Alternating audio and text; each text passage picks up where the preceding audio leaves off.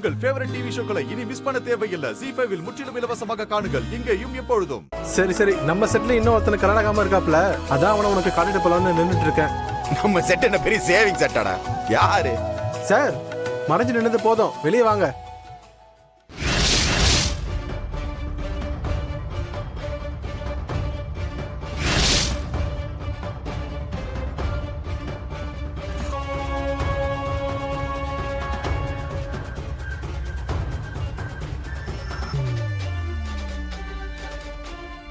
பாத்தி அழகரு ஸ்கூல்ல இருந்து இப்போ வரைக்கும் அப்படியே இருக்காப்ல.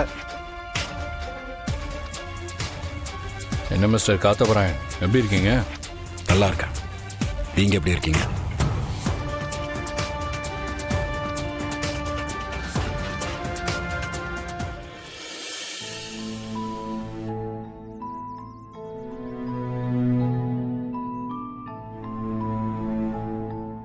சாரிடா, உன்னை ஹர்ட் பண்ணியிருந்தா என்ன மன்னிச்சிரு. டேய் அப்பா, தளபதி ரஜினி மம்முட்டி, உங்க பாச புராணத்தை அப்புறமேட்டு காட்டுங்கப்பா. நான் அப்படியே கிளம்புறேன். ஆல்ரெடி மேனேஜர் எனக்கு 70 டைம் கால் பண்ணிட்டான். இருடா, இவ்வளவு வருஷம் கழிச்சு பாத்துருக்கோம், ஒரு நாள் லீவ் போட வேண்டியதானே? இல்ல மச்சான், ஸ்டாக் க்ளோசிங் ரிப்போர்ட் அனுப்பணும். இங்க தானே இருக்கிறோம், அடுத்த ஒரு நாள் மீட் பண்ணலாம். வர மச்சான், பார்க்கலாம். வர அழகரு. பை. பாய்டா. பார்த்து போயிட்டு வா.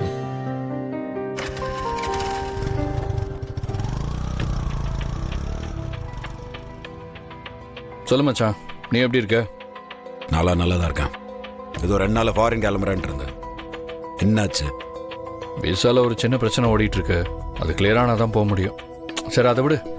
ஏண்டா, அன்னைக்கே நீ தான் அழகர்னு சொல்ல வேண்டியதானே? இப்போ சுந்தரை பார்த்ததுக்கு அப்புறம் தான் எனக்கு எல்லாமே ஞாபகம் வந்துச்சு. சந்தோஷம். உன்னையெல்லாம் நான் இப்படி பாப்பேன்னு நினச்சி கூட பார்க்கலடா. சரி, நடந்ததெல்லாம் விடு. எனக்கே என்னை சுற்றி ஏகப்பட்ட பிரச்சனைடா. நான் என்ன பண்ணுறேன்னு தெரியாமலே சுற்றிக்கிட்டு இருந்தேன்.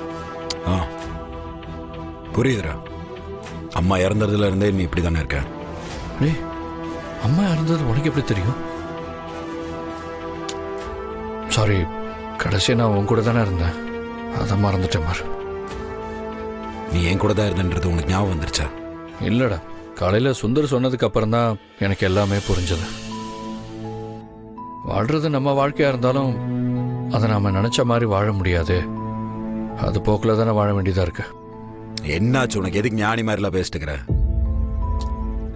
நான் எங்க மச்சான் பேசுகிறேன், வாழ்க்கை கொடுத்த அனுபவம் தான் பேச வைக்கிது.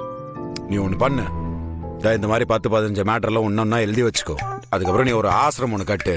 அதில் சுவாமி ஆதினந்தா மாதிரி நடுவில் உட்காந்து இந்த மாதிரிலாம் ஏதோ ஒன்று பேசிட்டே இருந்தீங்கன்னா கலெக்ஷன் கொட்டுமே உனக்கு. என்ன நக்கலா? சந்தோஷமா இருக்குடா. எங்க எல்லாருமே நீ மறந்துடுவியோன்னு நான் பயந்துட்டே இருந்தேன்டா. அந்த மாதிரி எதுவும் நடக்கல. நீ பழைய ஆதியா தான் இருக்க.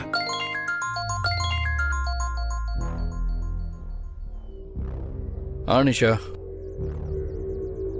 நம்ம வீட்டு பக்கத்தில் தான் இருக்க. அப்படியா? எப்போ? இல்லை, நான் வரேன், உடனே வரேன். மச்சான், முக்கியமான வேலையாக ஒருத்தரை பார்க்க போக வேண்டியது இருக்கு. நீ காலையில் நான் இருக்கிற வீட்டுக்கு வந்துரு. அன்னைக்கு என் பர்ஸ் எடுத்துகிட்டு வந்தால, அதே வீடு தான். தெரியுதுல்ல? மறக்காம வந்துரு. உன்கிட்ட நிறையா பேசணும், சரியா? சரிடா, நான் வரேன். பாய்டா. ZEE5 ஆப்பை டவுன்லோட் செய்து அனைத்து எபிசோடுகளையும் இலவசமாக பாருங்க.